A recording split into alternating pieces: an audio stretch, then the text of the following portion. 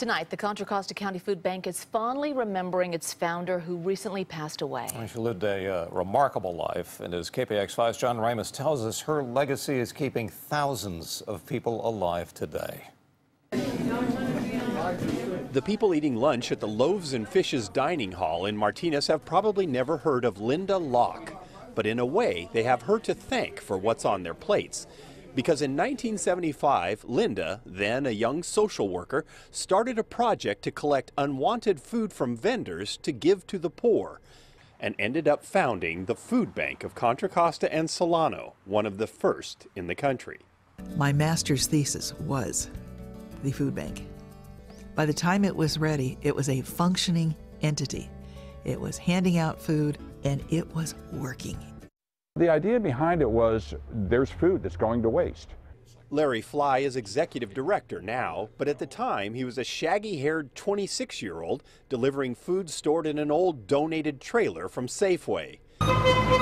Now the Food Bank of Contra Costa and Solano is a sprawling warehouse distributing more than 20 million pounds of food each year. That there were billions of pounds of food going to waste, and we managed to start to get hold of that and provide it to nonprofits that were feeding people in need.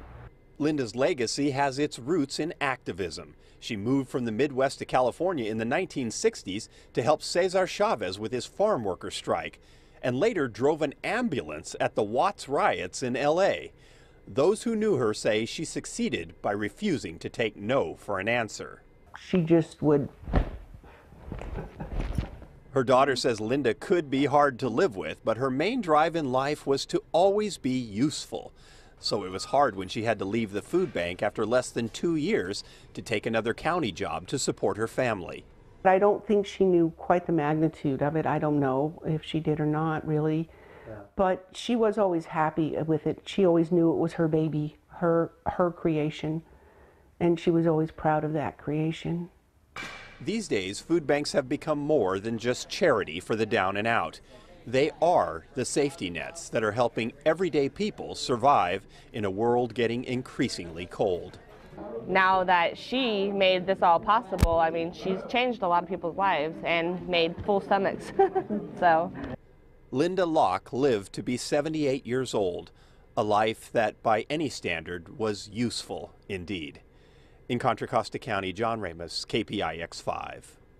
Linda Locke passed away in Antioch on Christmas Eve. A public memorial is planned for Monday at the VFW Hall there, and that'll start at 10 in the morning.